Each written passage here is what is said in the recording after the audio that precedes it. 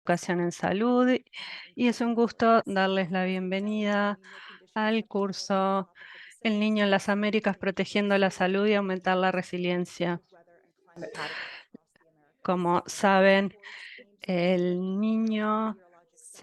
las condiciones moderadas se han desarrollado en el Pacífico tropical, preparando el escenario para un aumento de temperaturas y patrones meteorológicos y climáticos perturbadores en todo el continente. Se prevé que los cambios en las enfermedades transmitidas por vectores y zoonóticas, la inseguridad e inestabilidad de los alimentos y el agua, la exposición al calor extremo y la contaminación atmosférica y el aumento del riesgo de fenómenos meteorológicos extremos tendrán repercusiones en la salud. Este curso está organizado por la Organización Mundial de la Salud, la OPS, la Oficina de las Naciones Unidas para la Reducción del Riesgo de Desastres, la Organización Meteorológica Mundial, NOAA, el Instituto de las Américas para la Investigación del Cambio Global y el consorcio. Ahora le cedo la palabra a la doctora Anna Stewart del IAI. Del curso corto de Niño y Salud. Sabemos que el niño es uno de los factores más importantes modulando los eventos extremos de clima en nuestra región de las Américas, y es importante que el sector de salud y otros sectores relacionados tienen información pertinente para poder planificar sus medidas de respuesta para evitar los daños en la región. Por eso hemos realizado este esfuerzo colaborativo para poder traer a esta audiencia información pertinente de expertos de la región. Espero que puedan participar activamente, compartir sus preguntas y formar parte de esta comunidad de investigadores y profesionales trabajando en el nexo de clima, ambiente y salud. Como nosotros somos un ente intergubernamental, nuestra misión es para asegurar que nuestros países miembros tienen la información relevante con base científico para tomar decisiones como los efectos del niño en salud. Entonces, con eso quiero pasar la palabra a mi colega y amigo Rodney Martínez del OMM. Gracias, Rodney, y que disfruten el curso. Muchas gracias, Ana. Buenos días con todos y todas. Es un placer para la Organización Meteorológica Mundial, junto con todos nuestros colegas de las agencias e instituciones que han hecho posible este taller, lo cual marca un gran precedente de colaboración, de la forma de seguir adelante, generando sinergia, juntando capacidades desde distintas ópticas, desde distintos ámbitos, desde el meteorológico, en nuestro caso, con toda nuestra comunidad meteorológica proveedora de los servicios de información, desde la academia, desde el sector salud, a través de las oficinas que tienen la responsabilidad de generar las acciones para prevenir y para planificar la gestión del sector salud. Tenemos a agencias de Naciones Unidas, como la UNDRR, que tiene que ver con todo lo que es la gestión de riesgo sistémico en todas sus componentes, y este gran esfuerzo con la red mundial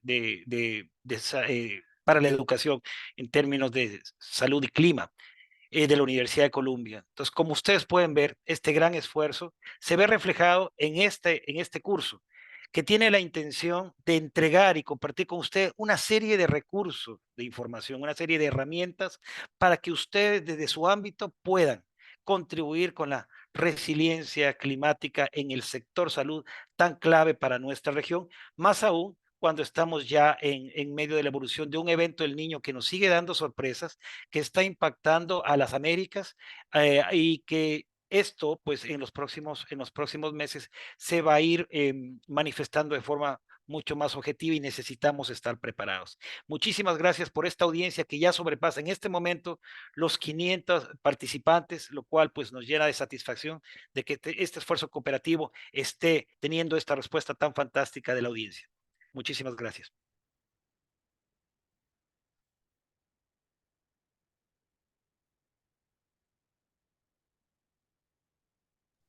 Con eso vamos a pasar la palabra a nuestro colega y amigo, el doctor Daniel Bus. Queridos amigos, bienvenidos al curso de El Niño, Oscilación Sur y Salud en las Américas. Es un honor estar acá en este espacio desde la OPS, compartiendo con la OMM, Organización Meteorológica Mundial, el IAI, Columbia University, nuestros socios de largo plazo. Ya hemos hecho los cursos de cambio climático y salud en las Américas. Más de 7,000 personas han tomado estos cursos hasta ahora. Y además estamos con el NOAA y también con UNDRR, la Agencia de Naciones Unidas para Reducción de Riesgo a los Desastres. Es un tema fundamental, el tema de los impactos del El Niño, oscilación sur sobre la salud. Y estamos todos preocupados, pero preparados y buscando contar con la participación de todos ustedes para estar mejores preparados, para aumentar la resiliencia, no solo al El Niño, pero también a los efectos combinados del cambio climático. Como hemos hablado en el webinario de lanzamiento de este curso, estamos en un momento donde no tenemos todas las informaciones por cuenta de un territorio desconocido, como hemos hablado, ¿no? Donde ya estamos sintiendo los efectos del cambio climático y por encima de eso, un El Niño que hasta ahora es moderado o estimadamente moderado, pero que los efectos son y pueden ser muy importantes para la salud. Así que contamos con todos para la preparación del sistema de salud, que no solo representa al sistema de salud, al Ministerio de Salud, sino a varios ministerios conjuntos, y necesitamos trabajar de manera conjunta para estar mejores preparados para este El Niño. Así que espero que ustedes lo tomen en el curso, puedan participar con comentarios y nos enseñan también lo que están haciendo para que podamos avanzar de manera conjunta para el combate a estos efectos muy importantes en la región de las Américas. Así que estaremos juntos en estas próximas semanas en este curso y enseguida dando apoyo a los países y cooperación técnica a los que necesitan. Así que muchas gracias por la participación hoy y muchas gracias una vez más a nuestros socios por la preparación de este curso. Muchas gracias.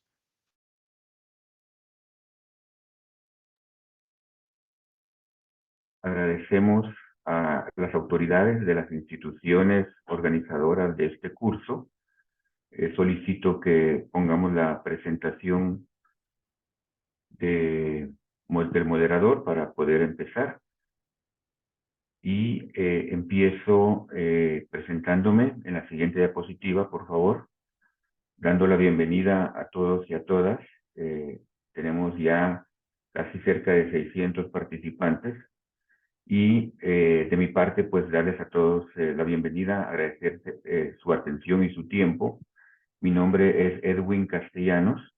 Yo soy el director de ciencia del Instituto Interamericano para la Investigación del Cambio Global, IAI. Soy guatemalteco y estoy ubicado en Guatemala. Y es para mí un honor el poder moderar la primera sesión de este curso.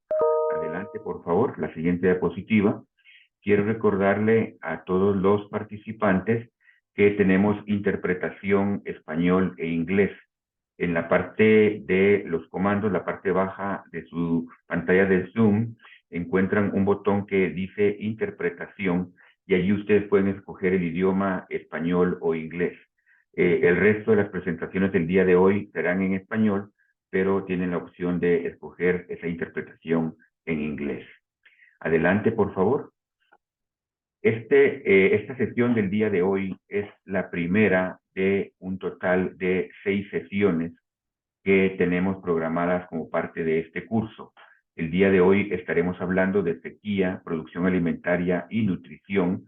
Y como ustedes pueden ver, tendremos 2 sesiones semanales a partir de esta semana, otra más el jueves entrante, temperaturas extremas, y luego cada semana de las siguientes tendremos 2 sesiones sobre agua, sobre desastres, sobre enfermedades y finalmente calidad de aire. Así que es un curso de 6 tópicos diferentes y que se inició también con un webinar que tuvimos la semana pasada, al cual espero que hayan ustedes podido también asistir. Adelante, next one, please. vemos que este curso fue desarrollado con los objetivos de describir los efectos meteorológicos previstos de el niño en la región y sus posibles consecuencias para la salud. Es decir, explicar cómo las condiciones meteorológicas y climáticas que genera el niño pueden afectar temas como enfermedades transmitidas por vectores y zoonoses, impactos en seguridad alimentaria, agua, mala calidad de aire, etcétera. Y lo importante es que queremos desarrollar capacidades en la región para tener respuestas.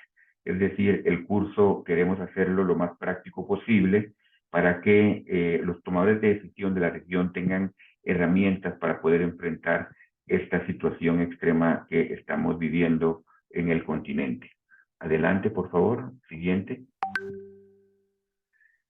Cada una de las sesiones que vimos en el calendario, incluyendo la del día de hoy, tarda 90 minutos.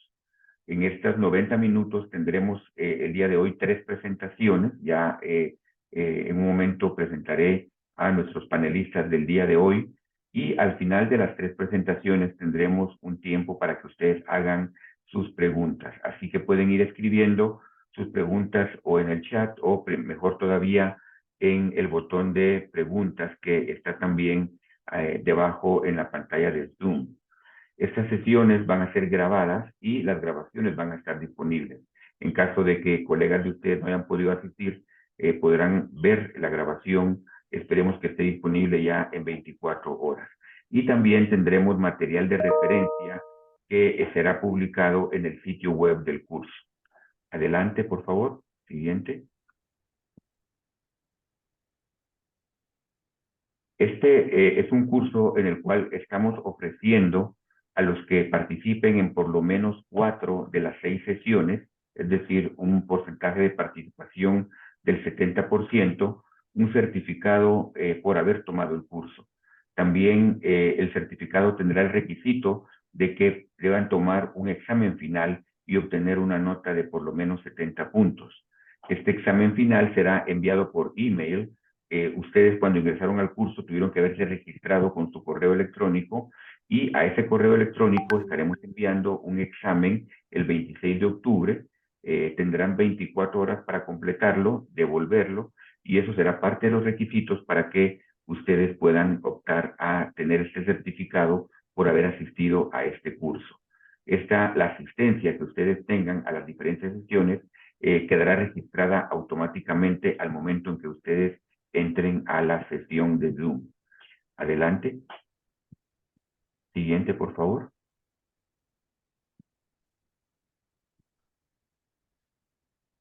Las presentaciones que vean el día de hoy y en todas las diferentes sesiones estarán disponibles y también podrán ser descargadas del sitio web. Entonces, el curso tiene un sitio web donde tendremos todos los materiales, tanto las presentaciones como las grabaciones de los diferentes cursos, de las diferentes sesiones. Adelante, por favor, la siguiente.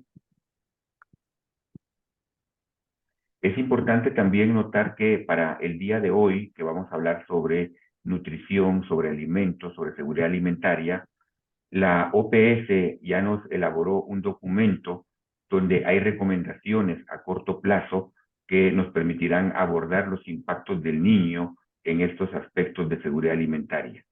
Entonces, en el chat se puso, y creo que se va a volver a poner, un vínculo donde ustedes pueden descargar este documento que nos preparó OPS. Como decíamos al inicio, queremos que el curso sea lo más aplicado posible y OPS nos ha dado esta serie de recomendaciones que podemos aplicar en nuestras regiones para enfrentar las situaciones que el niño estén afectando a la seguridad alimentaria. Siguiente, por favor. Next one. Bueno, entonces entramos ya a la parte principal de la sesión del día de hoy. Quiero tomar unos minutos para agradecer a nuestros panelistas su presencia y quiero presentarlos a ustedes. Primero escucharemos de Rodney Martínez, quien nos dará una introducción sobre la situación del niño. Rodney es el representante de la OMM, Organización Meteorológica Mundial, para Norteamérica, Centroamérica y el Caribe.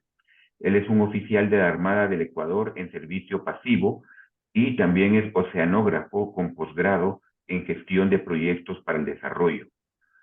Ha sido miembro de la Comisión de Climatología de la OMM, miembro del Comité Directivo del Programa Mundial de Investigación del Clima y miembro del Comité Científico del Sistema Mundial de Observación del Clima.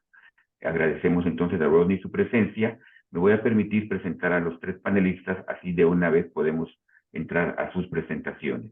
Luego de Rodney tendremos el gusto de escuchar a Julián Carrazón Alocén, quien es español y hondureño, con una maestría en gestión del desarrollo rural por la Universidad de Londres, en el Reino Unido, y también ingeniero agrónomo de la Universidad Politécnica de Madrid, en España.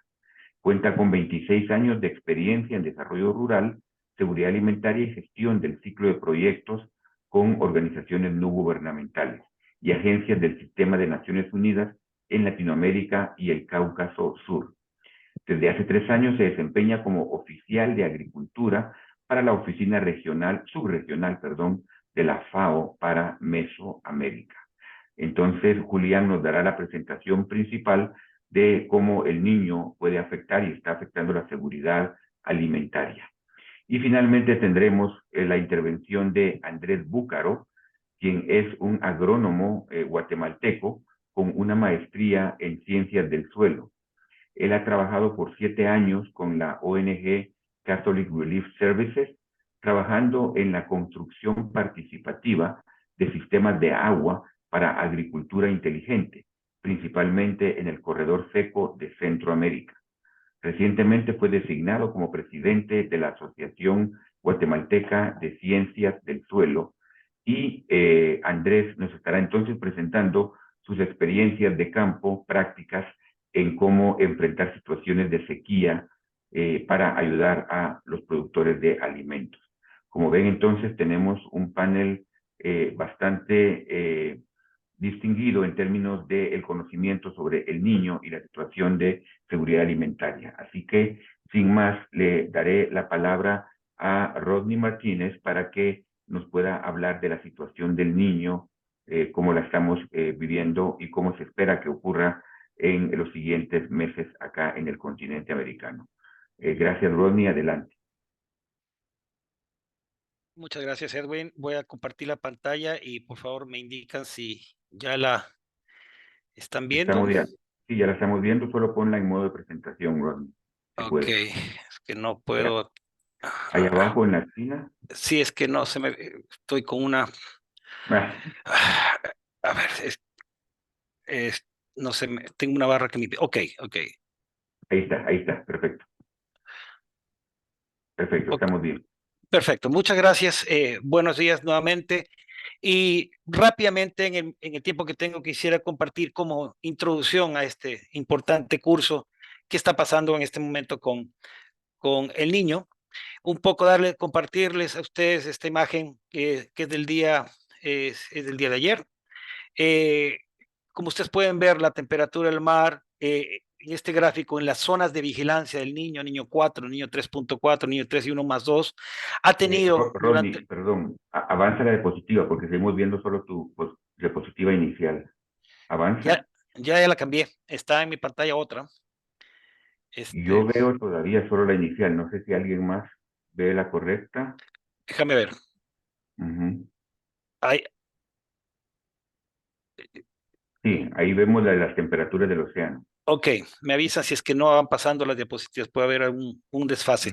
Y tenemos en el panel derecho estos índices cómo han ido evolucionando con el tiempo. Esto para decirles que, de acuerdo a los umbrales, de acuerdo a los niveles que están alcanzando estos índices del niño en las distintas partes del Pacífico, pues estamos hablando de un niño que por lo menos ya es moderado y que podría alcanzar, que podría fortalecerse todavía en las siguientes semanas.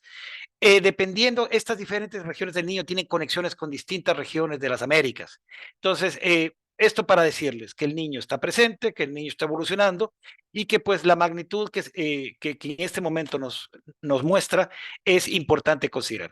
¿Me confirma si cambió el slide. Sí, estamos ok. viendo vientos zonales. Perfecto. Ahora, en términos de atmósfera, y no voy a profundizar mucho, solo para decirles a quienes se ha hablado muchísimo en estos días sobre el acoplamiento del niño, etcétera, una serie de mensajes sobre cómo está respondiendo la atmósfera. Básicamente, en el gráfico de la izquierda lo que vemos es cómo los vientos, ese color anaranjado, ese color intenso, muestra las anomalías de los vientos, es decir, ese debilitamiento de los vientos alisios asociados al calentamiento del océano. Esto es lo que se llama ya el acoplamiento propio, océano-atmósfera, propio de un niño en desarrollo, y que en este momento, como ustedes ven, los colores rojos, estas anomalías son consistentes con un evento, el niño, que ya está acoplado y que ya está desarrollándose. ¿Eso qué implica? Implica que para la costa de Sudamérica esta circulación va a hacer que la humedad pues poco a poco vaya entrando y además que para las desconexiones en los distintos puntos se esté manifestando con conforme son las teleconexiones esperadas para los eventos del niño. Por supuesto, cada evento del niño tiene su firma. Este es un niño completamente distinto a los que hemos visto. Entonces, si queremos seguir viendo patrones de similitud con el 97-98, con el 2015-2016,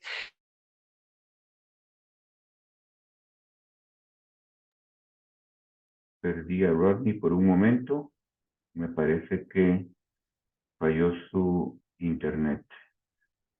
Veremos si regresa y si no, pasaremos con Julián y esperamos que Rodney regrese. Démosle un momentito. Sí, creo que Julián, tú estás ahí disponible, ¿verdad? Sí, No yo sé si vas estoy a en el poder, banquillo. no sé si vas a poder compartir tu pantalla porque nos estamos viendo la pantalla de Rodney.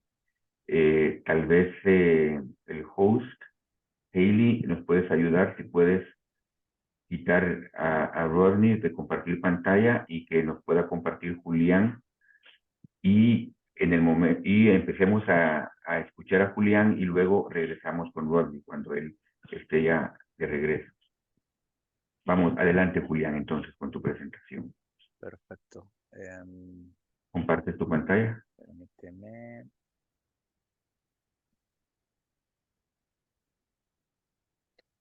Me confirman que están viendo la Sí. pantalla. A ver. Vemos la pantalla sobre el curso del niño. ¿Y ahora? Sí, Julián Carrazón. Estamos bien. Déjame Adelante. quitar las pantallitas.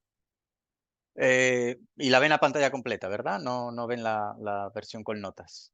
No, perfecto, estamos bien. Perfecto. Bueno, pues buenos días a todas y todos. Felicitaciones a los organizadores y organizadoras del evento y de la iniciativa. Y por parte de la FAO, de la Oficina Subregional de la FAO para Mesoamérica, pues darles las gracias por la oportunidad para hacer esta presentación, ¿no? Como ven en la imagen, pues mi presentación se centra básicamente en los efectos que el niño conlleva en la agricultura y la seguridad alimentaria y nutricional, ¿no? Y por presentar brevemente los contenidos, me centraré en lo que han sido los patrones históricos climáticos del niño, en las previsiones para el niño 2023-2024. Estas dos secciones yo las traía por si acaso, pensando que por parte de Rodney ya pudiera haberlas tratado, pero las trataré muy rápidamente sin ánimo de ser redundante, ¿no? Después vamos a ver los impactos en la agricultura, los impactos en la seguridad alimentaria y nutricional y cuál es la visión que desde la FAO tenemos para el abordaje de estos impactos, ¿no? Y qué recomendaciones priorizamos para la acción en términos de anticipación, de fortalecimiento de la resiliencia y de análisis del riesgo. Y finalizo la presentación con algo de bibliografía sugerida, ¿no? Para profundizar, ¿no? en los contenidos de la presentación. Bueno, creo que todos los asistentes saben, ¿no? Y conocen, el niño es un fenómeno natural caracterizado por el calentamiento anormal de la temperatura superficial del mar en el Océano Pacífico, ¿no? Durante los episodios del niño, los patrones normales de precipitación y de circulación atmosférica se ven perturbados y desencadenan eventos climáticos extremos en todo el planeta, ¿no?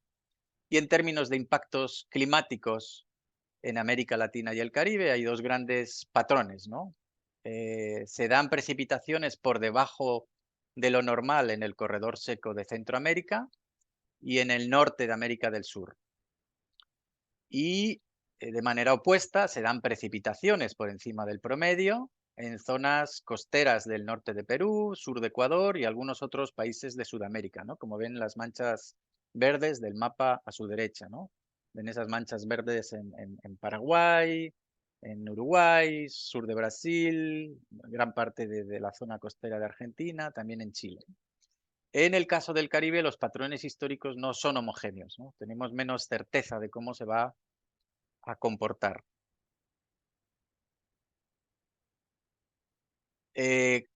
Respecto al evento actual del Niño, bueno, tenemos, según información de la NOAA, ¿no? De la Administración Oceánica y Atmosférica Nacional de los Estados Unidos, de que existe un 95% de probabilidad de que el Niño se prolongue hasta el primer trimestre de 2024.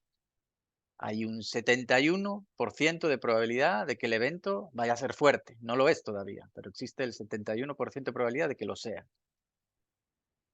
Con la salvedad de que un fenómeno, el Niño fuerte, no implica necesariamente que los impactos vayan a serlo. Lo que implica es que es más probable que se den esos impactos.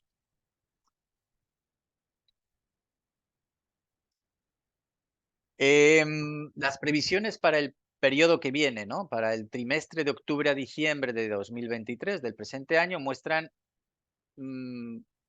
tendencias en línea con los patrones históricos, ¿no? Una tendencia a precipitaciones por debajo del promedio en el norte de América del Sur y una tendencia a precipitaciones por encima del promedio, especialmente en las zonas costeras orientales de América del Sur.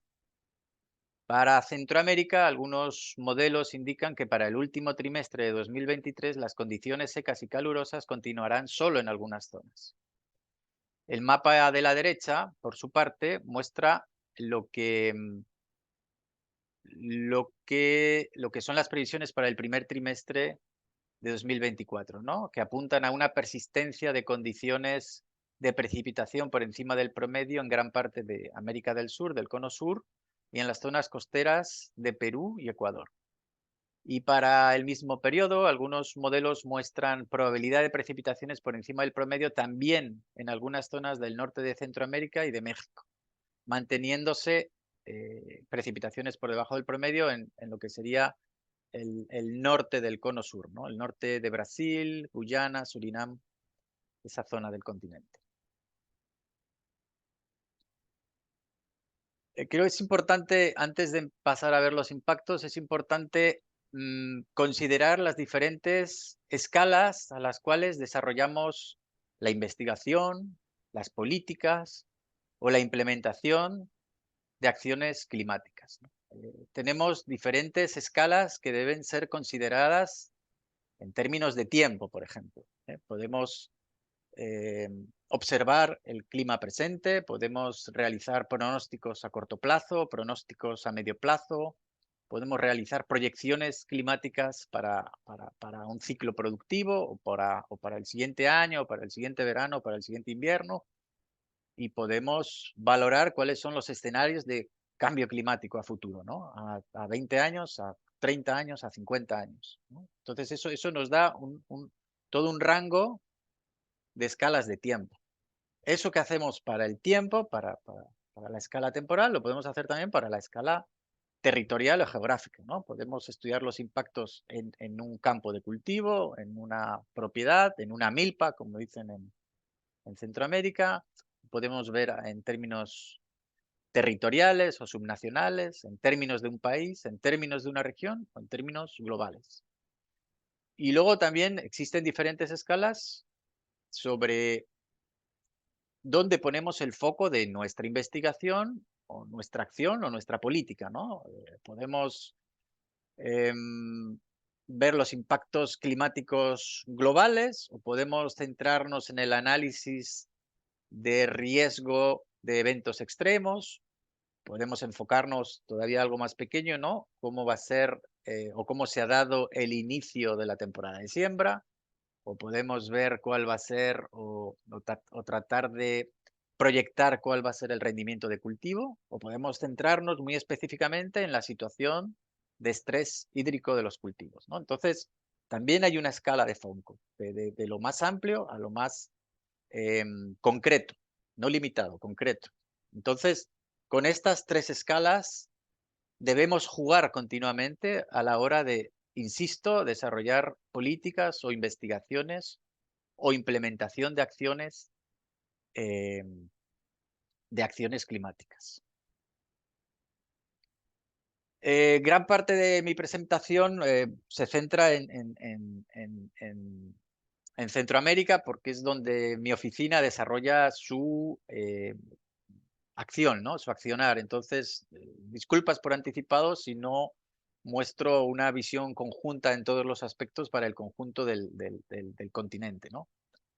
Creo que Centroamérica representa un ejemplo paradigmático, ¿no? De cómo afecta a la sequía, a la producción y a los ciclos productivos, ¿no? La sequía en Centroamérica tiene una definición diferente a la definición de sequía en otras partes del mundo, ¿no? Si en un país donde caen 2000 milímetros de lluvia hablamos de sequía, alguien de, qué sé yo, de Egipto, de Israel o del sur de España puede hasta reírse, ¿no? O sea, ¿cómo hablas de sequía si te están cayendo 2000 milímetros de lluvia, ¿no? Entonces, por eso hay que especificar muy bien a qué llamamos sequía en Centroamérica, por ejemplo, ¿no? La sequía en Centroamérica es algo diferente porque, primero de todo, es cíclica, se da casi todos los años, y segundo, está relacionada de manera muy estrecha con el periodo del Niño, ¿no? En Centroamérica, la precipitación tiene lo que se denomina una distribución bimodal, ¿no? Tiene una época de lluvias que inicia en torno a abril, mayo y finaliza en torno a noviembre, diciembre. Tiene dos grandes máximos de precipitación, uno en torno a entre mayo y junio y otro septiembre, octubre. Y tiene tiene un periodo entre ambos máximos donde se reducen esas precipitaciones en plena época lluviosa. Ese periodo se denomina en Centroamérica canícula. Esta canícula en el 79% de casos dura menos de 2 meses, pero casi siempre dura más de 2 semanas, ¿no? Más de 3 o 4 semanas es suficiente para arruinar o para arrasar un cultivo de maíz que esté en plena floración, ¿no? Y esta canícula puede darse y de manera intensa, aun cuando la precipitación total anual se mantenga cerca del promedio, ¿no? Pueden estar cayendo los mismos 1000 o 1500 milímetros que representan el promedio histórico de precipitación en esa zona, pero aún así darse una canícula que es la que provoca lo que provoca pues, los diferentes efectos en la agricultura, ¿no? Entonces, la sequía en Centroamérica tiene más que ver con una distribución anómala de la precipitación, ¿eh? Y la canícula afecta a la agricultura en Centroamérica en tanto en cuanto cambia su duración, cambia su inicio y cambia su final. Y también la sequía afecta a Centroamérica en tanto en cuanto esa temporada de lluvias cambia su inicio y cambia su final, ¿no? ¿Por qué? Porque esto es lo que está sucediendo, ¿no? Lo que está sucediendo es que los patrones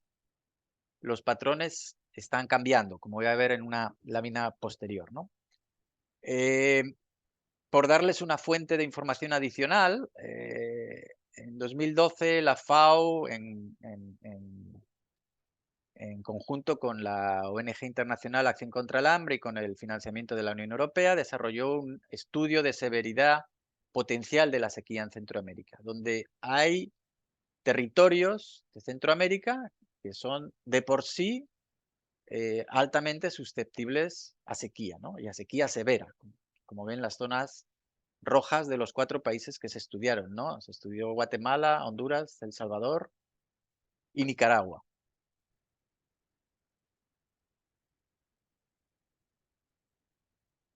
Hay una interacción, ¿no? entre la canícula y entre el fenómeno del Niño. La presencia del Niño y las anomalías de la temperatura de las aguas superficiales del Atlántico son las variables que explican con mayor significancia estadística la intensidad y duración de la canícula. Es decir, presencia del Niño y mayor temperatura, canícula más larga y más fuerte. ¿Qué sucede? Que con el cambio climático están aumentando las temperaturas de los océanos. Entonces, eso conlleva que se van a dar fenómenos del Niño cada vez más intensos y, como consecuencia, eventos de canícula cada vez más acentuados. Nos vamos ahora con la perspectiva de escala que mostraba antes, ¿no? Estamos viendo el Niño en 2024, en 2023, miramos hacia atrás a ver cuáles son los patrones de lluvia históricos, pero ahora necesitamos mirar hacia adelante, y mirar hacia adelante a 30 años, a 50 años, a 70 años, ¿no? Y en este periodo, en estos periodos a futuro,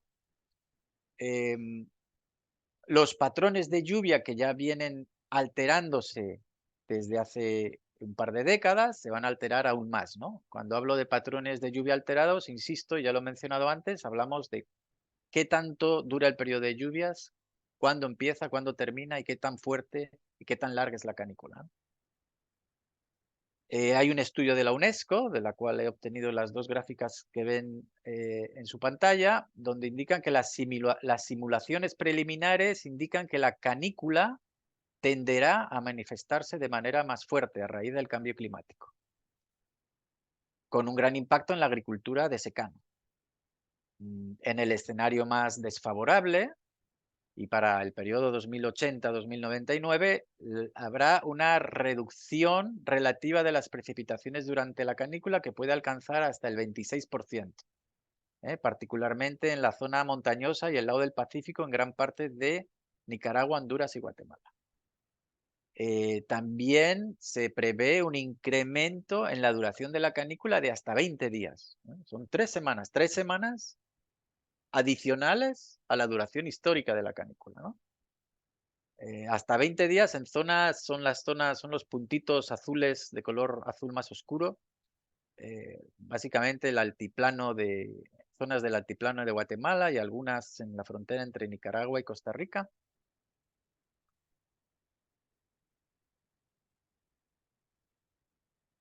Y esto va a afectar va a alterar los ciclos de cultivo y va a alterar los sistemas agrícolas en su conjunto. Por ejemplo, las gráficas de la izquierda provienen de un estudio de CEPAL, de la CEPAL y del SICA, del Sistema de la Integración Centroamericana, donde se indica o donde se muestra cómo a 2100 ese patrón bimodal de lluvias del que hablábamos antes, con dos máximos, uno en junio y otro en noviembre aproximadamente, llegan a desaparecer, ¿no? O sea, tenemos las líneas en azul oscuro. A ver, yo creo que esto tiene un puntero, ¿verdad? A ver si soy capaz. Ven, este es el patrón bimodal, por ejemplo, en la gráfica del Salvador. Patrón que mostraba antes, un máximo como en junio, un máximo como en septiembre en este caso. Ven que el patrón es parecido en Guatemala, un poquito menos pronunciado en Costa Rica, menos pronunciado en Belice, pero son similares. Las líneas rojas son la previsión del patrón de precipitación a 2100. Y en ese patrón, el primer máximo de lluvia desaparece y nos encontramos con un solo gran máximo en torno a septiembre u octubre. Ven que se repite Costa Rica, Belice, El Salvador, Guatemala, un solo máximo de precipitación. Entonces eso es un cambio radical en los sistemas agrícolas, porque en la agricultura de secano de granos básicos que se desarrolla en gran parte de Centroamérica, se trabaja con dos ciclos de cultivo, lo que se llama primera y postrera. Se cultiva maíz y frijol en primera, de mayo a agosto aproximadamente, y luego en postrera, de agosto a noviembre, también aproximadamente. Si el patrón de lluvias, tal como lo conocemos ahorita, desaparece, el ciclo de cultivo o el sistema agrícola en su conjunto tiene que cambiar. Y irnos y dirigirnos a un solo ciclo de cultivo, de repente más largo. De repente con otros cultivos. No lo sabemos todavía. Otro ejemplo, tenemos la gráfica la de la derecha. La gráfica de la derecha ha sido elaborada por por algunos investigadores en el Centro Internacional de Agricultura Tropical, el CIAT, de Colombia, donde ven esas áreas rojas, son áreas donde en el escenario de cambio climático no el más desfavorable, el café, un cultivo altamente importante en términos sociales y económicos y ambientales, me atrevo a decir, para Centroamérica, el café en esas zonas ya no será posible cultivarlo. Y tampoco será posible sustituirlo por cacao. Entonces ven gran parte del Salvador afectado, una considerable parte de Nicaragua, una gran zona también en Honduras, sobre todo el departamento de Olancho, una gran zona también, por ejemplo, en el sur de México, en el estado de Chiapas. Entonces, estos son ejemplos que tenemos a futuro con el cambio climático. Otro ejemplo, también desarrollado por investigadores de CATIE, CIAT y Conservación Internacional. Bueno, pues tenemos a 2030, o sea, pasado mañana, en términos prácticos, cambios netos en áreas aptas para cultivos principales hasta del 26% en los municipios rojos. Entonces, esto nos lleva a la necesidad de realizar ejercicios de zonificación agrícola considerando los escenarios e impactos futuros. En términos de impactos en agricultura, pues ya lo estamos viendo. O sea, la agricultura de por sí absorbe el 26% de los daños y pérdidas directas ocasionadas por desastres naturales. Pero en el caso de sequías, llega a absorber hasta el 82% de los daños y pérdidas, ¿no? Y esto es altamente relevante en América Latina y el Caribe, donde el 85% de la agricultura es de secano. Y ya de por sí la agricultura es una actividad muy sensible ante cambios de temperatura y precipitación, aunque no se genere una situación de desastre, ¿no? Esos cambios de temperatura y precipitación afectan plagas, afectan enfermedades, afectan el desarrollo de determinadas variedades. Entonces, las implicaciones ya con cambios leves existen. Entonces, ¿qué decir si los cambios en temperatura y precipitación de los patrones se dan a largo plazo de manera importante? En términos o entrando más a detalle del tipo de impactos que pueden darse. Bueno, tenemos tres grandes grupos, ¿no? Por déficit de precipitaciones, por exceso de precipitaciones y por cambios en la temperatura de los océanos. Y tenemos cuatro grandes áreas de afectación, ¿no? Agricultura, ganadería, pesca y acuicultura. No voy a detallarlos todos, no voy a leerlos. La tabla ahí la tienen y el documento del cual he obtenido estas tablas lo estoy compartiendo al final en la bibliografía, pero sí me gustaría indicar que no todos los impactos son agronómicos o productivos. Hay que considerar todos los impactos sociales que también se dan, ¿no? Por ejemplo, la falta de lluvia, por supuesto, provoca pérdidas de cosecha en agricultura o provoca muerte de ganado, pero también implica una reducción del trabajo asalariado, ¿eh? Si yo pierdo mi cosecha del café por sequía, ya no necesito mano de obra en la recolección, ¿no? En la cosecha del café. Si el recurso hídrico se reduce, se dan conflictos sociales entre usos que compiten por el recurso, ¿no? Entonces puede haber conflictos sociales por el uso entre cultivo y ganadería, entre agricultura y ganadería, se pueden dar entre cultivos y piscicultura, entre agricultura y consumo humano, entre agricultura y uso industrial. Entonces, esos conflictos sociales hay que considerarlos, ¿no? Porque o sea, no podemos detenernos en estudiar simplemente los impactos productivos o agrícolas o pecuarios que se dan. Tenemos que ir un poquito más allá a la hora de definir los impactos. Por exceso de precipitaciones, pues obviamente, o nuevamente, perdón, no todo se limita a la pérdida de cosechas.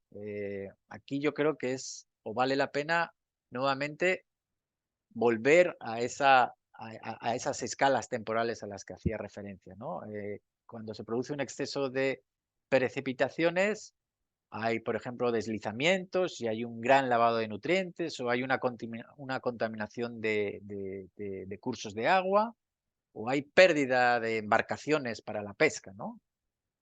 Y eso no afecta solo al ciclo productivo presente, afecta a este ciclo productivo y afecta a los siguientes, ¿no? Entonces, nuevamente, al considerar impactos, necesito considerar las diferentes escalas, en este caso, temporales. Por último, tenemos los cambios en la temperatura en los océanos, que afectan particularmente a la pesca y a la acuicultura, ¿no? Que se llevan el grueso de los impactos y se dan cambios en cadenas alimentarias o afectaciones en los hábitats, como pueden ser los arrecifes de coral o la aparición de nuevos patógenos y algas nocivas. Nuevamente, no es el impacto productivo del presente ciclo o del presente año, ¿no? Son las afectaciones de más largo plazo que también se dan y que debo considerar en mi análisis y en mi consideración de acciones a futuro. En términos de impactos en la seguridad alimentaria y nutricional, bueno, los efectos del niño como los del cambio climático se traducen en repercusiones negativas sobre los 4 componentes de la seguridad alimentaria y nutricional, es decir, sobre la disponibilidad, sobre el acceso, sobre la utilización y sobre la estabilidad. La disminución de ingresos agrícolas por pérdida de cosechas o por pérdida de mano de obra en países con fuerte dependencia en la agricultura agudiza inmediatamente la pobreza, la hace subir.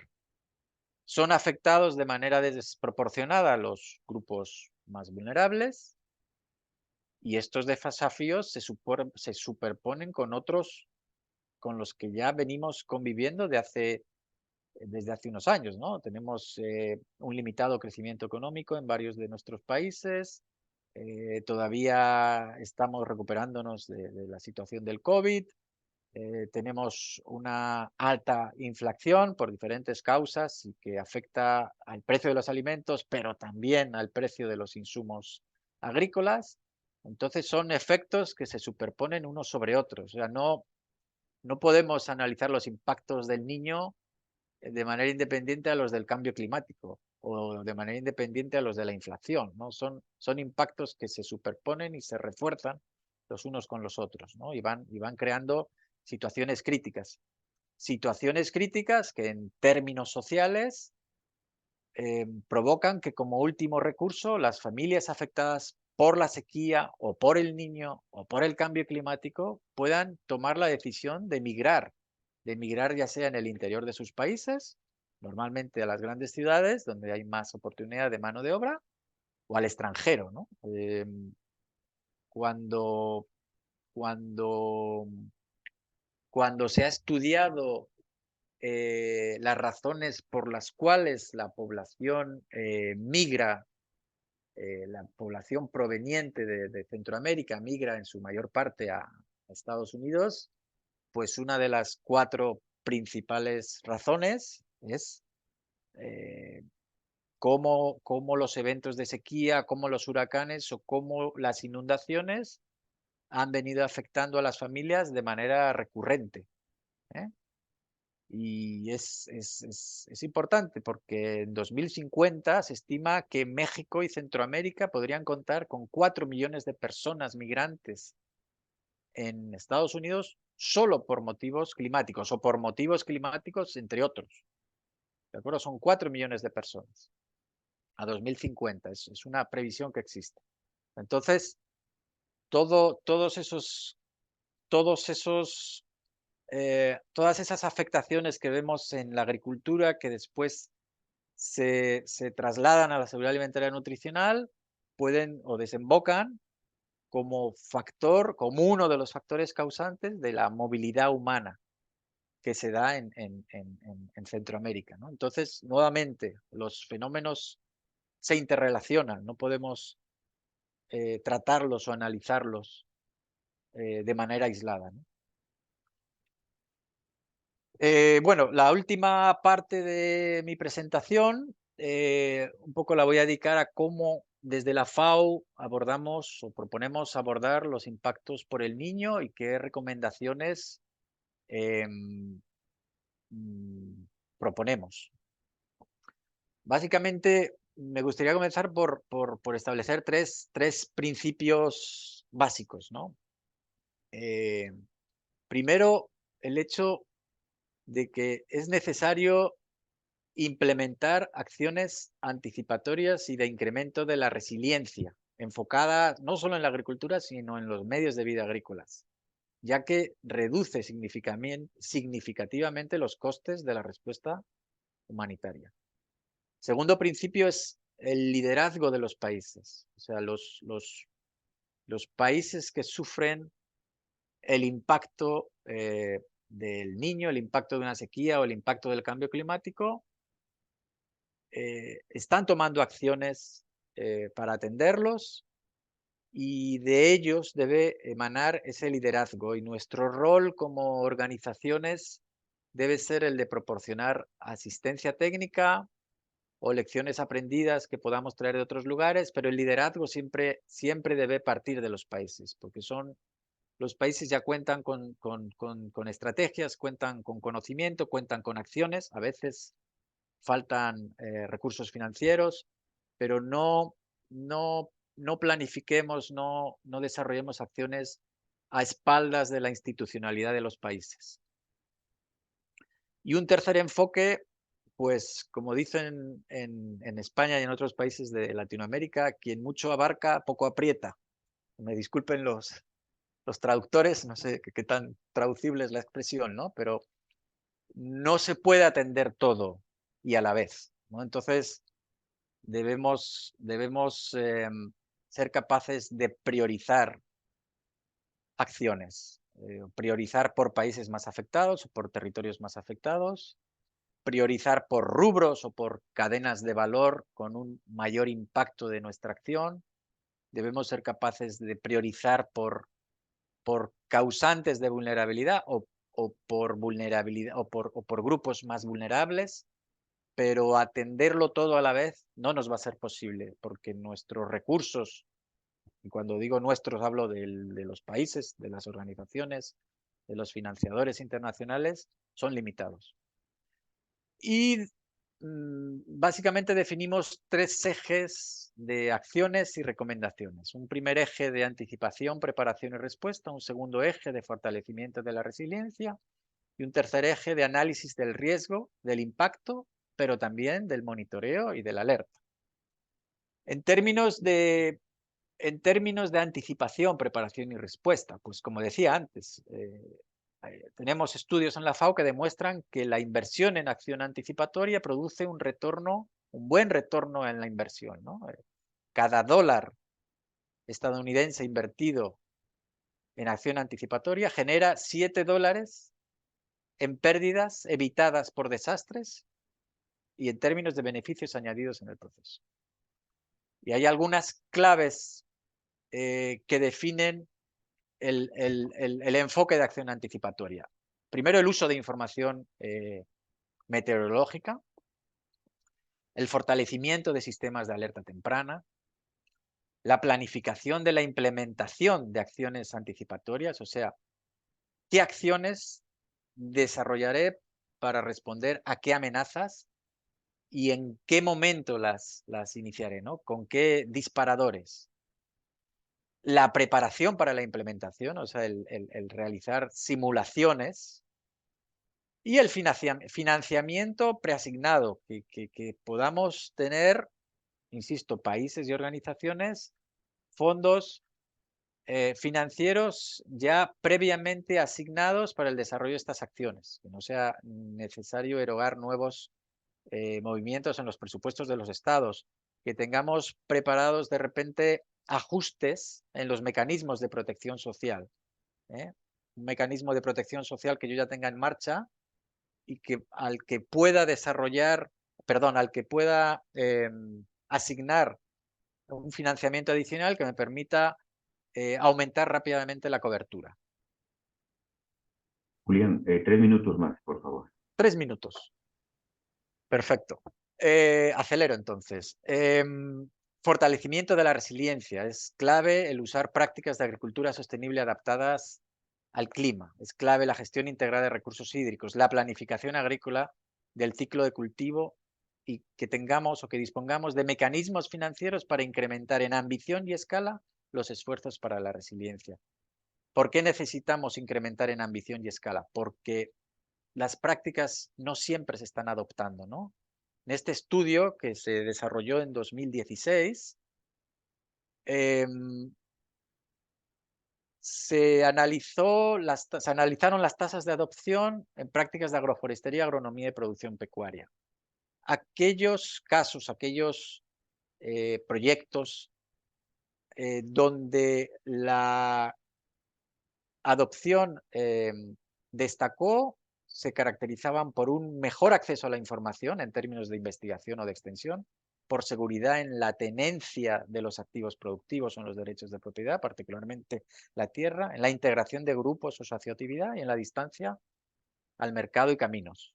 Y los mecanismos financieros los necesitamos porque a veces la adopción es cara, los costes iniciales pueden ser altos y los beneficios no siempre los realizamos en el corto plazo. Entonces se necesita un apoyo para que un productor, una productora, un pescador, una pescadora en un determinado momento se pueda permitir el adoptar una nueva práctica. Esta de momento la paso por encima. Análisis del riesgo, impacto, monitoreo y alerta. Existen los sistemas para realizar esto, pero necesitamos vincularlos con la gobernanza de los países. La FAO, por ejemplo, tiene un sistema mundial de información y alerta sobre alimentación y agricultura. Es un sistema global, manejado por la FAO y a disposición de los países. Pero tenemos otro ejemplo donde el sistema de monitoreo de la sequía agrícola, el ASIS, también desarrollado por la FAO, ha sido adoptado por los países y de hecho se está utilizando en sus estrategias de gestión de riesgo. Tenemos ya sistemas nacionales de medición de daños y pérdidas. Existen ejercicios nacionales de medición de inseguridad alimentaria aguda, de la CIF, del IPC en inglés, o de datos en emergencias, ¿no? El de la derecha, por ejemplo, es el sistema SIS, ya adoptado por el Ministerio de Medio Ambiente del Gobierno de El Salvador. Esa página es del Gobierno de El Salvador. Y en ella podemos encontrar cómo la sequía en la tercera década del mes pasado se estaba o se venía desarrollando en el país. Y creo que me han sobrado 5 segundos. Solo aquí les presento 3 láminas con bibliografía a la cual he venido haciendo referencia en mi estudio y que, perdón, en mi presentación y que está toda libremente disponible y accesible en Internet. Y nuevamente, pues darles las gracias y quedo a su disposición para preguntas y consultas. Ahí encuentran mi correo electrónico. Muchísimas gracias, nuevamente. Cambio, Edwin. Muchas gracias a ti, Julián, por el tiempo y por la excelente presentación. Vamos a regresar a escuchar el resto de la presentación de Rodney, que estaba empezando a hablarnos sobre los aspectos meteorológicos del Niño, cuando por un problema de electricidad se quedó sin internet. Así que, Rodney, tienes la palabra para que en 10 minutos nos termines de contar cómo vamos con el Niño en este momento. Gracias. Perfecto. Muchas gracias. ¿Me confirma si tienen viste la pantalla ya? Sí, Okay. Anomalía de temperatura. Sí. Perfecto. Bueno, mil disculpas por este inconveniente. Ya estuvo fuera de mi alcance controlar el corte eléctrico acá en el edificio, pero lo que quería enfatizar es que todo eso que ven, esta es una vista, por un lado, de cómo se está comportando en profundidad el niño. Lo que vemos en la derecha es en profundidad cómo está el nivel del calentamiento. Es cierto que este calentamiento en las últimas semanas ha sufrido cierta disipación y eso es propio del ciclo estacional en la región, entonces no debemos, es un factor que influye mucho en el debilitamiento y es algo esperado. En la parte atmosférica, como les decía, los vientos zonales están respondiendo al acoplamiento del océano-atmósfera, aunque en altura, estos vientos son en altura, no están respondiendo a un esquema clásico del niño, y eso es lo que está generando dificultad al final a la hora del pronóstico. Perdón. Ahora, en términos de los modelos corridos en las fechas más recientes del sistema integrado de multiensamblaje que coordina la OMM con todos los centros de predicción global. Esto es lo que esperamos para noviembre, diciembre, enero. En cuanto a la temperatura del mar, como ustedes pueden ver, es una configuración propia del evento El Niño, con una cobertura muy extendida. Es importante no solo a la parte ecuatorial, sino esta ramificación también hacia la parte de Centroamérica, el Pacífico centroamericano y el Pacífico sudoriental. En cuanto a la atmósfera, una de las condiciones que en el pasado, concretamente en el 2015 y 2016, cambiaron dramáticamente ciertos efectos del niño, especialmente en la costa de Sudamérica, fue las anomalías de presión atmosférica. En este caso, el pronóstico para el próximo trimestre es de condiciones favorables de baja presión que son consistentes con el niño. Y un factor que es muy importante para modular esta señal, que es el anticiclón del Pacífico, pues el pronóstico, la predicción de los modelos lo ubica muy al sur, con mayor limitación para poder influir sobre los procesos relacionados con el niño, al menos en la escala de los 3 meses.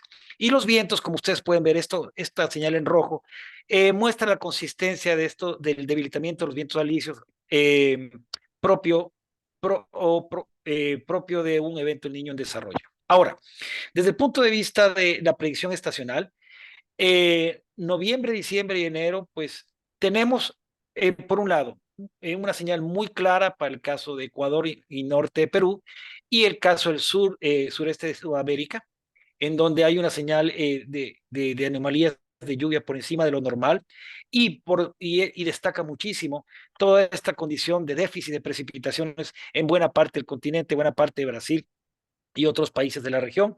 Y en el caso del Caribe, pues hay un contraste entre lo que es la costa de Sudamérica, el norte de Sudamérica, y por otro lado el Mar Caribe en su conjunto. Entonces, cuando nosotros vemos un poco viendo, sin embargo, cuando vemos modelos individuales, como este que es el CFS de NOAA, Climate Forecast System, que es uno de los que más siguen nuestros países, vemos un contraste, ciertas diferencias, especialmente en el periodo noviembre, diciembre, enero 2024, en donde ya cuando vemos en detalle, más bien se habla en la parte norte de Sudamérica, lejos de un déficit de precipitaciones, hemos comenzado a notar un cambio en los modelos que sugieren más bien precipitaciones por encima de lo normal en este periodo y que son importantes. Eso también influye sobre buena parte del Mar Caribe. Con excepciones, especialmente en esta zona insular al frente del norte de Sudamérica. Cuando hablamos nosotros de periodo noviembre, diciembre, enero y diciembre, enero, febrero, vemos mucha consistencia en cuanto a las anomalías de lluvia, de precipitación por encima de lo normal, en buena parte del noroeste de Sudamérica, y mucho más acentuadas en el sureste de Sudamérica, como lo sugería el modelo integrado, el ensamble multimodelo, pero la señal también nos llama mucho la atención la intensidad de la señal de déficit de precipitaciones en el caso de Sudamérica. Entonces, esta es la información por lo menos entre noviembre, diciembre, enero y enero, febrero, marzo. Y yo creo que hay que tomarla muy en cuenta. Ahora, desde el punto de vista de recomendaciones, nosotros hemos venido compartiendo esta diapositiva con diferentes audiencias, una con representantes de los gobiernos de toda la región en junio, de un webinar que tuvimos la oportunidad de hacer a nivel interagencial, y nosotros yo quisiera enfatizar y aprovechar los minutos que me quedan en enfatizar estas recomendaciones. No podemos seguir hablando de la alerta temprana del niño, ya. A nivel nacional, nosotros lo hacemos como OMM junto con nuestras instituciones regionales, porque esa es nuestra misión, esa es la escala a la que trabajamos, pero ya en este punto, lo fundamental es ir siguiendo la información que los servicios meteorológicos nacionales proveen respecto a cuánta lluvia por encima de lo normal o por debajo de lo normal vamos a tener para los próximos meses, lo que se llaman los pronósticos estacionales, subestacionales y los pronósticos hidrometeorológicos. Es fundamental en este punto de la evolución del niño que nosotros sigamos de cerca la información de los servicios meteorológicos, porque ya la detección del niño, ya la evaluación del niño se le ha hecho a escala global, está muy clara, está en desarrollo, pero eso no es suficiente para tener el mayor detalle de los impactos. Para eso hay que acudir a las fuentes nacionales. Y acá hablamos de otras cosas que son fundamentales y que siempre han faltado. La coordinación intersectorial, la coordinación interinstitucional, la articulación de acciones entre los niveles nacional, subnacional y local. ¿Cómo están involucradas las autoridades locales en todo este proceso de preparación para el niño 2023-2024? ¿Cómo está el sector privado involucrado? ¿Qué mecanismos? Y esto lo dijimos meses atrás, por eso es que ahora lo volvemos a insistir. Retención y la transferencia de riesgo y qué instrumentos de política pública se están poniendo en vigencia en los países. Esto aplica a todos los sectores, porque en algunos países los presupuestos terminan en diciembre y hasta que hay una aprobación hay algunos meses de rezago y es exactamente en este periodo cuando el niño va a tener sus máximas manifestaciones en buena parte de la región. Entonces, y este tipo de cosas en el pasado generó una serie de dificultades para responder adecuadamente. Por otro lado, y miren ustedes los desafíos que tenemos de la comunicación del niño. Hay un ejército de niñólogos por todas las redes sociales, hablando de todo sobre el niño y confundiendo. Y esos mensajes llegan y son... es importante no hacer juego a las fake news en las redes sociales y acudir a las fuentes oficiales. Como se ha mostrado ahora y ustedes van a seguir viendo en este seminario, hay muchísima información valiosa que es oficial, que tiene fuentes académicas de mucho sustento, de mucho prestigio. Hay que saber filtrar la información. Y por otro lado, el tema de comunicación tiene que ser muy proactivo. Recordemos que los efectos del niño son distintos y asincrónicos. No esperemos que lo que le pasa a Centroamérica en este momento le tenga que pasar a la parte andina o al sur de Sudamérica, a la costa atlántica de Sudamérica. Y que aun cuando tengamos margen de incertidumbre, tenemos bastante información para ya tener una idea de lo que se nos viene. Por otro lado, sabemos este momento, con todo lo que tenemos y estamos observando, que tenemos un evento de niño moderado que podría intensificarse y de hecho, eso lo que significa que hay más probabilidades de tener impactos fuertes o impactos acentuados en las distintas partes, subregiones de las Américas y el Caribe.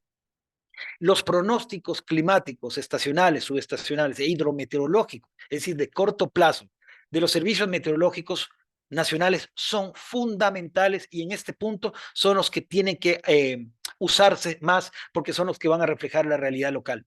El niño se desarrolla en un planeta más caliente. Vamos posiblemente a cerrar este año como uno de los años, si no el más caliente de la historia, el segundo o tercero más caliente de la historia, y eso implica que vamos a tener sorpresas en cuanto a la manifestación. No esperemos tener patrones repetidos del niño porque este niño ya tiene su propia firma y estamos en unas condiciones no vistas nunca antes en el planeta. Entonces, esta interacción todavía no terminamos de comprenderla y tenemos que prepararnos para las sorpresas y para ello hay que prepararse. Los gobiernos nacionales y locales todavía tienen tiempo para planificar, prevenir, responder adecuadamente. Lo que no podemos hacer es simplemente desconocer el mensaje recurrente que hemos venido dando desde junio, de que tenemos un evento de niño de desarrollo con potencial de afectar todas las áreas del desarrollo y eso es fundamental, el poder mitigar esos daños con la preparación respectiva y no repetir las malas prácticas. Una de ellas es simplemente no hacer caso a los anuncios que la ciencia, las instituciones que están a cargo del monitoreo, de la predicción atmosférica, oceánica, etcétera, la ciencia ha dicho, y poner en práctica todas estas recomendaciones sectoriales, como las que ustedes van a recibir en este taller para el sector salud, para que finalmente podamos tener una sociedad más resiliente a un clima cada vez más desafiante. Muchísimas gracias. Muchas gracias, Rondy, por esta presentación y por ese énfasis en que es importante hacer medidas de preparación y poner atención a lo que la ciencia nos está diciendo que está pasando y que pasará en los siguientes meses. Estamos entonces ya llegando a la tercera presentación de esta sesión del día de hoy, sobre el niño y seguridad alimentaria y producción agrícola, vamos a darle la palabra a Andrés Búcaro, quien nos dará un estudio de caso de lo que ellos han estado trabajando en el corredor seco de Mesoamérica. Adelante, Andrés, con tu presentación. Gracias, Edwin. Solo me pueden confirmar que se ve en pantalla. Vemos la diapositiva general del curso. Sí, adelante. Excelente. Gracias. Uh-huh. Bueno, pues buenos días y gracias por el espacio. Gracias a todos los participantes por atender. Quiero presentar este estudio de caso que titulo Agua y suelos para la agricultura. Este es el nombre de un enfoque que hemos estado construyendo de forma participativa, así que este caso que presento en realidad es una construcción donde está involucrada mucha gente, principalmente agricultores de pequeña escala y en condiciones de secano, que ahora les voy a explicar de qué trata. Nuestro propósito al empezar a trabajar en la gestión del agua, precisamente para atender todos estos embates climáticos que ya hemos versado, es revitalizar la agricultura de secano y a pequeña escala. Y ahora les voy a justificar por qué. Hay 3 elementos para justificar por qué trabajar en agricultura de secano a pequeña escala y vincular el suelo y el agua. El primero es que la mayor parte de la producción de alimentos en las Américas está en manos de familias agricultoras de pequeña escala. La mayor parte de los alimentos que llevamos a nuestro plato son producidos por familias como esta que ven en la fotografía y lamentablemente estas familias del área rural son las que enfrentan más desafíos alimentarios y nutricionales. El segundo elemento de esta justificación es que 3/4 partes, por lo menos, de la producción de alimentos depende completamente de las lluvias. Es decir, cuando pensamos en agua para la agricultura, muchas veces privilegiamos riego, ¿verdad? Porque asociamos esto a competitividad, a mayor productividad, a tecnología. Pero la mayor parte de los alimentos que seguimos consumiendo como humanidad son producidos en condiciones completamente dependientes de las lluvias y sin auxilio de riego. Y el tercer elemento entonces es que tenemos un grueso de agricultura a pequeña escala, un grueso de producción de alimentos que depende de la lluvia, así que el único camino que tenemos es hacer un uso más eficiente de esa agua de lluvia que pasa por el suelo en su ciclo hidrológico y esta es la premisa para esta presentación y este estudio de caso. Así que hay 2 ideas detrás de agua y suelos para la agricultura. La primera es el suelo como un almacén de agua. Y aquí quiero referirme a esta evidencia y a estas ideas de Falkenmark y Rockström. Rockström es un científico muy reconocido, tiene 2 o 3 documentales en Netflix si quieren verlos, pero estos 2 científicos y otros han propuesto estos términos que llamamos agua verde y agua azul. Y la idea detrás de esto es cambiar el paradigma de la humanidad de la disponibilidad de agua. Así que ellos dicen, el agua de la que disponemos durante un año como humanidad es el agua que llueve sobre todas las tierras firmes, ¿verdad? Porque es el agua que podemos aprovechar. El agua azul es toda el agua que se convierte en agua líquida que vemos en las fuentes de aguas superficiales y en los acuíferos, y esa es la idea principal de disponibilidad de agua, el agua azul que tenemos en general. El agua verde es toda el agua que cae en forma de lluvia y pasa por el suelo y que tiene el potencial de ser aprovechada por las plantas en algún momento para crecer.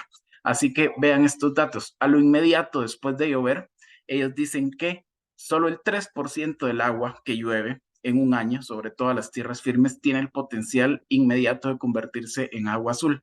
97% del agua dulce de la que disponemos como humanidad tiene el potencial inmediato después de llover de convertirse en agua verde.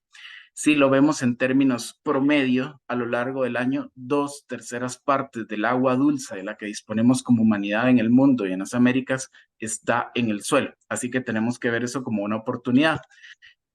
Si vemos este mapamundi, vemos en verde las regiones del mundo que dependen más del agua verde para la producción de alimentos y en azul las regiones del mundo que dependen más del agua azul.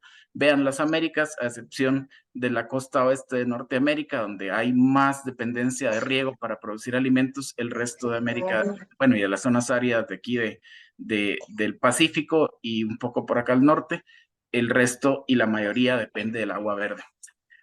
Aquí hay algunos datos en los que no me quiero detener por cuestiones de tiempo, pero lo interesante de estos datos es que si hacemos cuentas de cuánta agua gastamos por año para producir alimentos, que eso está entre 6.800 y 7.200 kilómetros cúbicos de agua por año, y hacemos cuentas en promedio de cuánta agua se requiere para sostener una dieta de 3.000 kilocalorías por día, en promedio cada uno de nosotros se está gastando por lo menos 3.600 litros de agua por día para producir los alimentos que llevamos a nuestra mesa.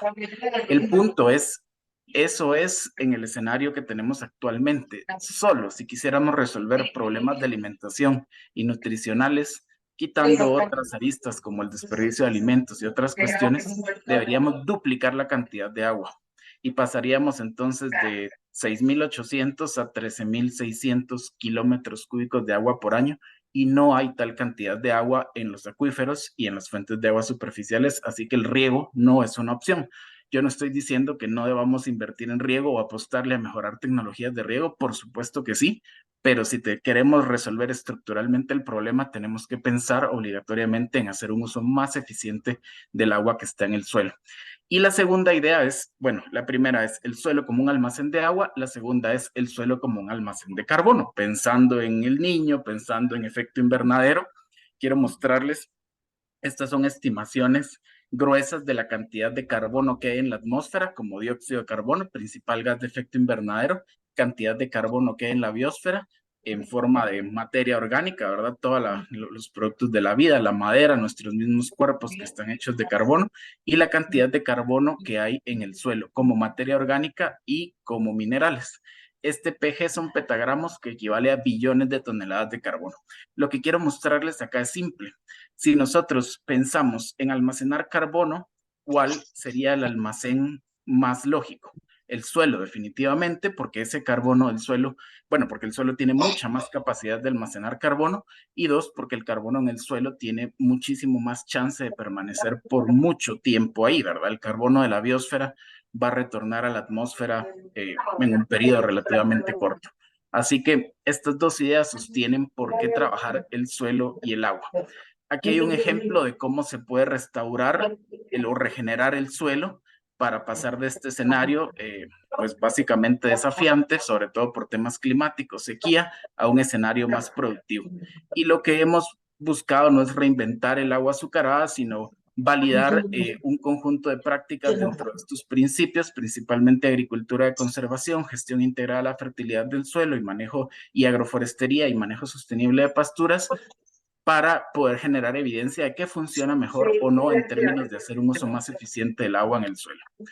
Entonces, este enfoque tiene dos ideas básicas: uso más eficiente del agua verde. Esto significa producir más alimentos por cada gota de lluvia, y para lograr esto necesitamos suelos más sanos. Y aquí viene la relación con la salud. Suelos más sanos, por definición, son suelos con más materia orgánica o con más carbono. ¿Y cómo logramos eso? Produciendo más biomasa en todos los sistemas agrícolas por cada ciclo de cultivo, porque paulatinamente esta biomasa, que significa que aproveche más agua, se va a convertir en materia orgánica del suelo.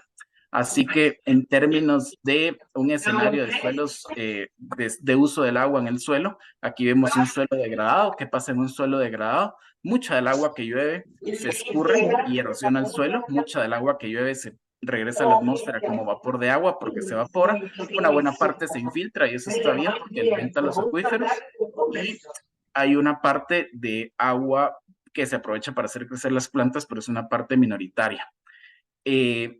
Si pasamos de esto a cambiar el uso del agua de esta forma, pues reducimos las pérdidas de agua por evaporación, las correntías, es decir, el suelo se erosiona menos, se cuida más, el agua se sigue infiltrando, pero la mayor parte del agua se aprovecha para hacer crecer las plantas.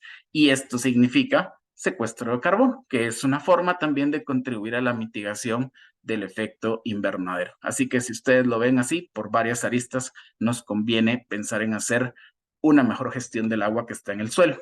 Entonces logramos un círculo virtuoso que es suelos más sanos, son suelos que producen más biomasa es más materia orgánica paulatinamente para el suelo. Esto significa entonces que podemos almacenar más agua y usarla más para las plantas.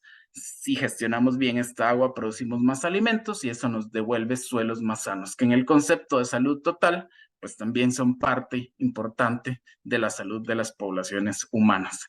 Les voy a mostrar algunas evidencias que hemos ido generando nuevamente en el Corredor Seco de Centroamérica. pero esto en realidad aplica en general los principios para cualquier región, ¿verdad? Entonces, lo primero son suelos más sanos, son suelos con más materia orgánica.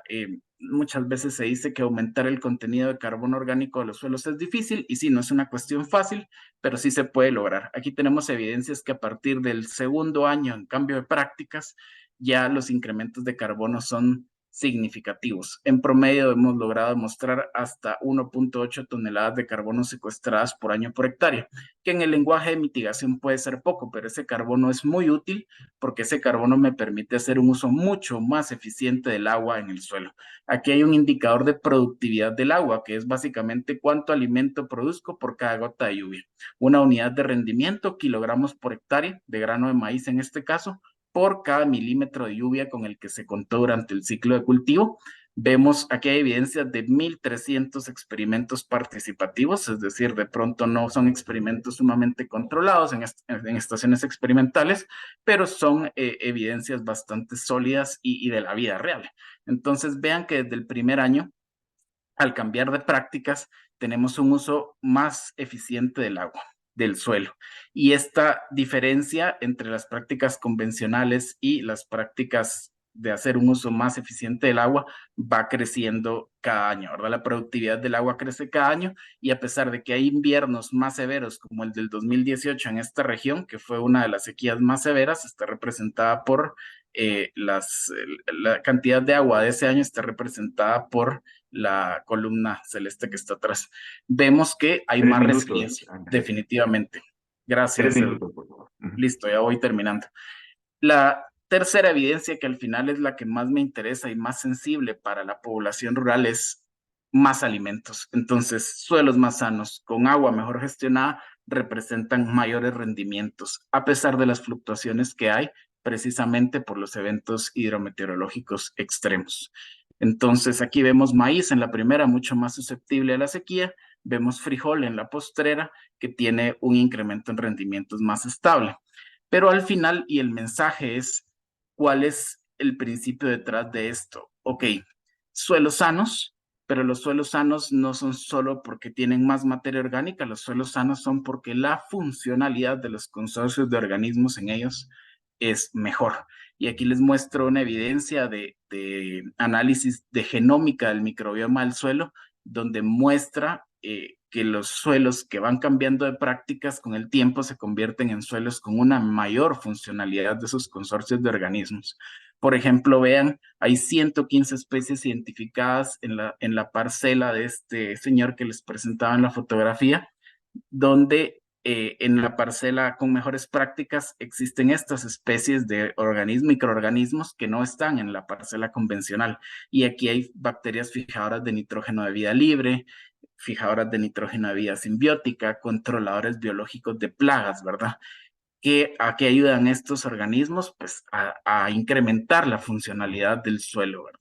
Y esto lo podemos medir a través de indicadores más compuestos, pero básicamente desde los primeros años en que cambiamos las prácticas para hacer un uso más eficiente del suelo, empezamos a ver suelos con más calidad, de pronto con menos biodiversidad, porque en el conteo de especies pueden haber menos, pero hay más funcionalidad, hay más funciones ecológicas en ese microbioma del suelo, y por tanto hay más resiliencia. ¿Cuál es el mensaje? Ok, para esto lo que necesitamos son suelos sanos, y este es el lema de FAO justamente, para una vida sana. Entonces, hacer un uso más eficiente del agua en el suelo requiere de suelos más sanos. En conclusión, los eventos hidrometeorológicos, ya sean sequías o tormentas y huracanes, son cada vez más recurrentes y afectan la producción de alimentos, principalmente la producción en secano y a pequeña escala, vulnerando la situación nutricional de la población rural. Para atender este desafío de forma realista, está bien que pensemos en riego, pero primero debemos cambiar nuestro paradigma de la disponibilidad de agua, porque no vamos a poder resolver todo el asunto con riego, y tenemos que hacer un uso más eficiente del agua en el suelo. Ese es el primer paso. Y obligatoriamente un uso más eficiente del agua en el suelo requiere de suelos más sanos. Los suelos sanos tienen muchísimos vínculos que están mucho más allá de la productividad agrícola con la salud de la población. Y este enfoque de salud del suelo pues, está dentro del enfoque de One Health. Muchas gracias. Muchísimas gracias, Andrés, por esta excelente presentación, enfatizando cómo el buen manejo de los suelos nos trae tantos beneficios, no solamente en almacenamiento de agua, sino también de carbono, ambos efectos tanto de adaptación como de mitigación ante el cambio climático. Así que gracias a los tres panelistas, gracias a todos los participantes que estamos ahora acercándonos a los 800 personas conectadas a este webinar. Vemos eso como un interés altísimo en estas situaciones que estamos viviendo. Vemos también ese interés en todas las preguntas que han sido puestas en el botón de preguntas. Desafortunadamente, ustedes lo intuyen ya, tenemos 90 minutos para este webinar, estamos llegando justo a ese tiempo en este momento. Quiero enfatizar que en el sitio web del curso estarán puestas no solamente las presentaciones que ustedes escucharon el día de hoy, sino una serie de documentos adicionales de soporte, especialmente un documento que la OPS nos ha preparado con recomendaciones específicas sobre cómo abordar los efectos del niño en la producción de alimentos y seguridad alimentaria. Muchas de las preguntas que se pusieron van en esa línea. ¿Qué se puede hacer? ¿Qué medidas se pueden tomar? Bueno, si entran ustedes a ese documento que está siendo ahora puesto el vínculo en el chat, allí hay algunas recomendaciones concretas. Vamos a tomarnos un par de minutos porque ya es poco el tiempo que nos queda para algunas preguntas generales de todo lo que ustedes han estado cuestionando acá durante esta hora y media. Y una de ellas tiene que ver mucho con temas de incertidumbre de los modelos, con temas de datos, y es el hecho de que la lluvia en la región es muy variable y por lo tanto los modelos son bastante más inciertos. Entonces, preguntan acá, me imagino que va un poco más orientada la pregunta hacia Rodney, ¿qué modelos de simulación están empleando para proyecciones de lluvia y cómo pueden tomarse en cuenta los efectos de los microclimas? Porque especialmente en regiones de alta topografía como Centroamérica o los Andes, los microclimas van a influir muchísimo en lo que en la incertidumbre de los modelos. Entonces, ¿cómo tomar en cuenta todo esto para poder entender mejor qué puede pasar no solamente en los meses venideros, sino en los años venideros? Bueno, muchas gracias por la pregunta. Considerando que estamos en un curso de entrenamiento, es importante también precisar la terminología. Proyecciones se refieren exclusivamente a estos ejercicios que se hacen para bajo ciertos escenarios de cambio climático, hacer estimaciones de cómo se va a comportar estos parámetros meteorológicos muy a futuro, en el orden de décadas. Cuando hablamos de las predicciones y lo que presentamos, bueno, presenté como resultado es el ensamblaje, es decir, la combinación de muchos modelos que son generados por los centros de predicción global. Estos centros de predicción global trabajan con todos los datos que se tienen, tanto en océano, atmósfera, en altura, en la superficie, etcétera, pero tienen obviamente limitaciones de resolución y por supuesto no pueden incluir la información de los microclimas. Por eso es importante y el énfasis de mi presentación es que ya para este tipo de información necesitamos trabajar necesariamente con las predicciones que hacen los servicios meteorológicos nacionales y con el monitoreo a nivel nacional. Es decir, juntar todo esto que se ve a gran escala, los grandes mapas, pero irlos corroborando o irlos complementando con el monitoreo local, con las redes de estaciones que se tienen en cada país y por supuesto con las predicciones que hace cada servicio meteorológico, que tome en cuenta esos factores de microescala como son la topografía, los microclimas, etcétera. Y en donde por supuesto hay más incertidumbre, porque no necesariamente lo que se ve en los mapas grandes a escala global, pues tiene necesariamente que ocurrir, especialmente en estas áreas con tanta complicación desde el punto de vista topográfico. Gracias, Rodney. Rápidamente, una pregunta para Andrés que me parece aquí muy interesante. Hablábamos mucho de que obviamente la lluvia que se absorbe en el suelo es la que nos va a ayudar, esa lluvia verde que mencionabas, Andrés, para poder hacer que nuestros cultivos sean más productivos. Pero ¿qué pasa en los lugares donde casi no llueve? Por ejemplo, Sudamérica, hay muchos lugares muy, muy desérticos. ¿Qué pueden hacer ellos en esas áreas? No, totalmente válido. Hay regiones donde agroecológicamente el riego es la única opción para producir alimentos. De cualquier forma, el principio de hacer un uso más eficiente de esa agua de riego sigue siendo válido. Las eficiencias de riego en términos generales son muy bajas. En promedio en el mundo estamos entre 10 y 15% del agua que utilizamos para regar es el agua que realmente aprovechan las plantas para crecer. Así que, de cualquier forma, estos mismos principios de agricultura de conservación, de manejo integrado a la fertilidad del suelo y de agroforestería podrían ayudar a sistemas basados en riego a hacer un uso más eficiente del agua. Esto tiene implicaciones positivas en términos económicos, que es lo más inmediato, pero también en términos ambientales. Cambio. Gracias, Andrés, por la brevedad de la respuesta y por enfatizar estos temas de buen manejo agrícola. Como estamos llegando desde al final, una última pregunta para Julián, tal vez de las más complicadas, pero danos tu opinión sobre el tema de la crisis estructural y política, económica que tenemos en la región y cómo el cambio climático está cayendo sobre esa crisis estructural que existe. Y pues podría de una vez para ser la más complicada vincularlo con el tema de migración, ¿no? Que es un tema bastante complejo que precisamente proviene de esa crisis estructural económica y política. Entonces, ¿cuál es la salida, ¿no? En una región donde estamos con estas situaciones ya complicadas política y económicamente y encima ahora nos cae el cambio climático.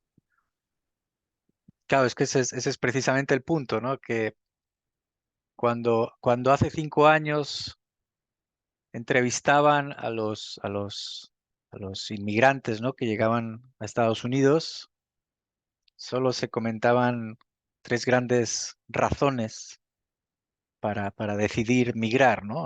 Una era la pobreza, otra era la seguridad y una tercera era el deseo de reunirse con su familia que había migrado antes, ¿no? Entonces, la novedad de 5 años para acá y de manera más intensificada de 2 años para acá es que ahora aparece una cuarta razón, ¿no? Que es el cambio climático. Y además se le llama así, ya se dice el cambio climático. Antes hemos perdido los cultivos, no, ahora ya se menciona explícitamente el cambio climático, ¿no? Entonces, ese es un gran cambio y como dices tú, pues es una razón que viene un factor que viene a montarse sobre los anteriores que existían. Las soluciones, es que como tú dices, es una pregunta muy, muy compleja, ¿no? Pero yo creo que necesitamos regresar a ver de manera integral los medios de vida rurales en los territorios de origen de las poblaciones, ¿no? Y cuando digo de manera integral, hablo también de ver cómo establecemos mejores alianzas entre nosotros, porque como vuelvo a usar el dicho que usé en la presentación, que el mucho abarca poco aprieta, ¿no? Entonces, es insuficiente, es insuficiente ver agua y suelo por un lado y no ver los medios de vida no agrícolas y no ver también el tema de acceso a tierra, por ejemplo. Yo no puedo, y Andrés estará de acuerdo conmigo, yo no puedo promover sistemas agroforestales que son una gran respuesta a estas problemáticas si no garantizo el acceso a la tierra, ¿eh? Y eso es un problema estructural de la región. Y